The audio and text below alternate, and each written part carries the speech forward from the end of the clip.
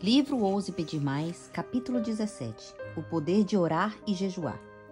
Desenvolvendo a fé do tamanho de um grão de mostarda. O Vietnã é um país dominado por comunistas, no qual a perseguição e assédio costumam assolar aqueles que tentam compartilhar o evangelho.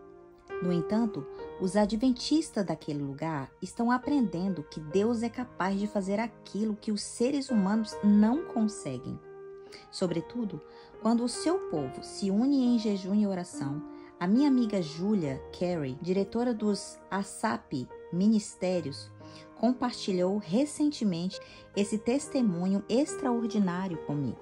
Em uma cidade vietnamita, em quase 4 milhões de habitantes, o pastor de uma igreja que se reunia em casa de alguns de seus membros estavam ansiosos para alcançar as pessoas de sua cidade para Deus. Por sentir essas responsabilidades, eles começaram a entregar DVDs evangélicos e outros materiais, mas alcançaram poucos resultados e muitas vezes sofriam assédios e horas de interrogatório torturante para a polícia por causa de seus esforços. Sem saber ao certo o que fazia em seguida e desesperado para ver Deus agir, o pastor pediu aos membros da igreja que se comprometesse com 30 dias de oração unida e jejum. Eles concordaram. Então, jejuando 3 vezes por semana, eles começaram o desafio de 30 dias de oração. Oravam por horas todos os dias, às vezes a sós e muitas vezes juntos. Gastavam tempo libertando-se de males e confessando os seus pecados, orando para que Deus lhe desse a vitória. Pouco tempo depois, ao fim de 30 dias, alguém bateu à porta da casa do pastor. Ao abrir, ele instantaneamente reconheceu o rosto do famoso ex-comandante do Vietcong, que havia se transformado em líder da máfia na cidade. Esse homem era conhecido pelas atividades ilegais que praticava, por lidar com tráficos, drogas, casas de jogos e de azar e bordéis. O pastor não sabia ao certo o que esperar quando o homem lhe mostrou um dos DVDs evangélicos. Com algum temor, mas cheio do poder proveniente do amor de Deus, o pastor convidou o homem para entrar para sua casa. Eles começaram a estudar a Bíblia juntos, todos os dias da semana, até aquele mafioso aceitar Cristo como Salvador pessoal. A transformação da vida dele foi impressionante. Ele imediatamente começou a agir para dissolver sua organização mafiosa e fechou todos os negócios que não honraram a Deus. Todos notaram a mudança drástica e começaram a fazer perguntas. Em resultado de seu testemunho, 40 de seus homens, bem como a família e de cada um deles, logo seguiram o exemplo do chefão e aceitaram Jesus. Eles estavam felizes, mas não se contentou em compartilhar a mensagem apenas com os seus homens.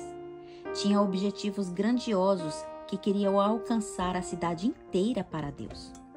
Certo dia, depois de muita oração, o Senhor Deus deu ao ex-líder da máfia a ideia de organizar uma celebração do cristianismo. Era uma ideia audaciosa, porém o mais surpreendente é que Deus abençoou de forma extraordinária. É provável que tenha sido a primeira vez na história do Vietnã comunista que um evento bíblico tão grande dessa natureza deu certo. Multidões se aglomeraram no salão alugado. O pastor que havia conquistado o líder da máfia para Cristo foi convidado para ser o orador. O chefão também compartilhou o poderoso testemunho de como Deus havia mudado a sua vida. Em consequência, mais pessoas se juntaram à igreja. Com isso, mais igrejas nos lares foram fundadas na cidade e não para de crescer. As pessoas estão cheias de fogo do Senhor por sua palavra. Mais de 90 mil DVDs já foram espalhados entre os habitantes da cidade. Muitos estão ouvindo a mensagem do Evangelho Eterno pela primeira vez e se preparando para o breve retorno de Jesus Cristo. Será que esse milagre teria acontecido se o pastor de seus membros não tivesse se mostrado disposto a jejuar e a se unirem em oração, deixando de lado as suas indiferenças enquanto clamavam a Deus para que intervisse em sua cidade? Certa vez, Hudson Taylor declarou: é possível que o maior impedimento para a nossa obra seja a força que imaginamos ter. Ao jejuar, aprendemos como somos criaturas pobres e frágeis, dependentes de um prato de comida para o pouco de força sobre a qual tão avidamente nos apoiamos. O chamado ao jejum bíblico. O jejum não é um tema popular de pregação. Atualmente, com frequência, é negligenciado nas disciplinas espirituais que procuramos desenvolver. Entretanto, jejuar é uma parte muito importante da oração eficaz. É importante observar que, ao falar de jejum com os seus discípulos, Cristo não questionou se eles jejuavam, mas orientou para quando fosse jejuar. Nas Escrituras, o jejum é dado como certo. Todos os principais personagens da Bíblia jejuavam. Naquele momento, Jesus estava jejuando, pois havia prometido que não comeria mais do fruto da vida até que todos estivessem juntos no céu. Mateus 26, 29. Existem muitos conceitos errôneos sobre jejum. Jejuar não tem a ver apenas como se abster de alimentos por determinados períodos. Isso se chama regime. Nem é uma prática destinada apenas de fanatismo religiosos que tentam dar um jeito de ganhar um favor divino. Não é apenas para o pastor atrás do púlpito ou para o monge solitário em algum monastério.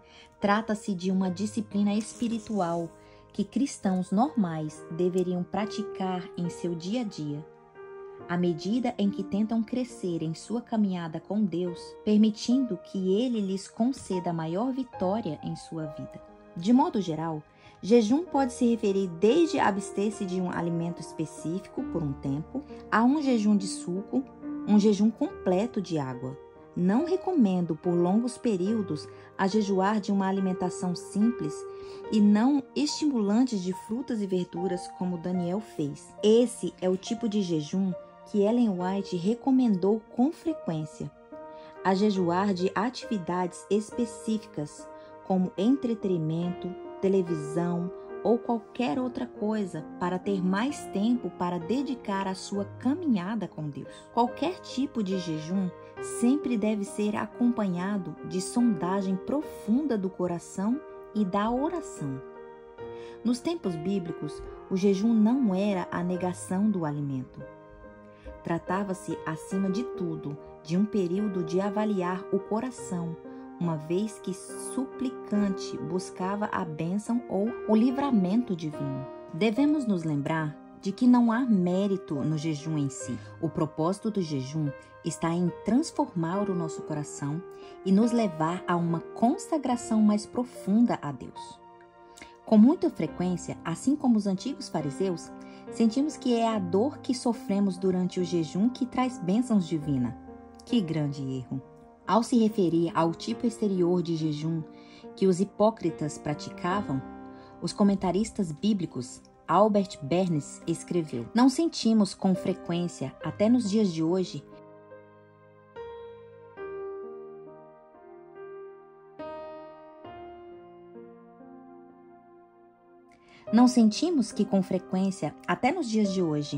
que há algo meritório nas inconveniências que sofremos em nossos atos de negação ao eu? Entretanto, a dor e os inconvenientes que venhamos a suportar pelo mais rígido do jejum não trazem mérito aos olhos de Deus. Não foi esse o objetivo dele ao instruir o jejum. Seu objetivo é a justiça, a verdade, a caridade, a santidade. Vê Isaías 5, 6, 7. E ele só considera que o ato de jejuar tem valor quando funciona como meio de nos levar a refletir as nossas falhas para consertar o que for necessário na nossa vida. O jejum não é substituto de uma obediência ou entrega pessoal. Trata-se de um meio de limpar o coração das distrações e nos ajudar a adquirir o estado mental mais receptível para aquilo que Deus quer fazer em nossas vidas por meio de orações. E quando em humildade o coração busquemos orientação divina, os anjos de Deus se aproximam. Se você estudar todos os jejuns que aconteceram na Bíblia, descobrirá que toda vez que o povo de Jesus orou e jejuou, o Senhor atuou poderosamente em seu favor. Desde a libertação dos inimigos em batalha, livramentos sobrenaturais da prisão, até ao derramamento do Espírito Santo no Pentecostes e assim por diante, vemos um padrão. E esse padrão se repete ao longo de toda a história cristã. João Calvino era chamado de jejuador inveterado e viveu para ver o poder de Deus tomar conta de sua Genebra. Os morávios jejuavam, bem como os hussitas, valdenses, huguenotes e os presbiterianos da Aliança. Se não fosse pela oração perseverante, que inclui jejum, não haveria ocorrido a reforma e nenhum dos grandes despertamentos ao longo dos séculos. Tiago White, editor da revista Review and Herald, escreveu que muitas orações foram atendidas e que ele nunca vira tamanha intensidade e sentimento, nem tempos melhores em Battle Creek ou em todo o campo mundial. Os adventistas também dedicavam dias específicos em 1865 para jejuar e orar a fim de que a guerra civil chegasse ao fim. Pouco tempo depois desse período coletivo de jejum e oração, a guerra civil terminou. Ellen White elencou diversos motivos explicando por que e quando devemos pensar em jejuar. Analise as seguintes: devemos jejuar em busca de verdades essenciais para que os nossos entendimentos sejam claros. Devemos jejuar ao pedir a sabedoria celestial que Deus prometeu. Devemos jejuar ao buscar direcionamento divino quando estivermos traçando planos importantes. Devemos jejuar ao dedicar nossos talentos para o serviço de Deus. Devemos jejuar ao pedir ajuda divina em uma crise. Devemos jejuar ao lutar contra a opressão demoníaca. Devemos jejuar ao pedir a Deus mais trabalhadores para a ceifa. Devemos jejuar em prol da reunião entre os membros da igreja. Devemos jejuar ao buscar purificação do coração e renovação espiritual. Devemos jejuar ao buscar vencer tentações espirituais. Devemos jejuar ao tentar desenvolver o gosto por comida simples. Devemos jejuar ao buscar dominar uma doença. Jejum por 1 ou 2 refeições. Não há tempo. É preciso de ajuda imediata. Ou seja, não separarmos tempo para jejuar em busca da bênção e forças divinas, é provável que não estejamos preparados para lutar quando Deus mais precisar de nós no campo de batalha. Oração e jejum devem andar de mãos dadas.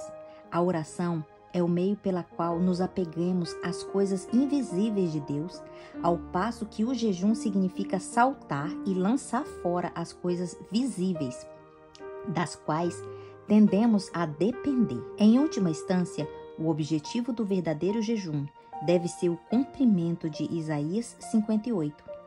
É a esse tipo de jejum que Deus nos chama. Mais uma vez, porém, lembre-se de que o jejum por orações mais eficazes e vitórias espirituais não está ligado a dominar um método, mas ter uma mudança no coração. Somente quando ouvimos o chamado do Espírito Santo e permitimos que ele nos conduza a uma entrega mais profunda, nosso jejum será verdadeiramente eficaz. Certo dia, durante o período de oração unida de nossa família, Daniel, meu sobrinho adotivo de 8 anos de idade, orou: "Obrigada, Deus, por toda a chuva que o Senhor está armazenando no céu para derramar sobre nós."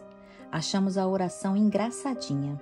Demos risada, mas concordamos e começamos a louvar a Deus pelo milagre que ainda não havíamos visto. 2 dias depois, não só veio do nada uma tempestade enorme que despejou mais de 150 milímetros de chuva, mas ela também se virou e molhou a nossa fazenda pela 2ª vez. A chuva realmente mudou a direção, algo que nunca havia visto acontecer na minha vida inteira. Nossos vizinhos ficaram fascinados, assim como nós, ao presenciar esse milagre acontecer. Os céticos podem discordar, mas eu creio que Deus atuou de maneira extraordinária naquele dia por causa da oração e louvor do nosso pequeno Daniel. Só consigo imaginar o Senhor sorrindo. É esse tipo de fé que estou procurando. Não dá para resistir a uma oração como essa. Temos que bater nas janelas dos céus com a audácia santa de quem não desiste. Humilhemos nosso coração perante Deus com jejum e oração. Lutemos até o dia raiar, ousando pedir mais. Por fim, louvemos a Deus antes mesmo de ver a bênção que desejamos. Se persistirmos, receberemos mais, muito além de nossos pedidos, e testemunharemos uma chuva de bênçãos.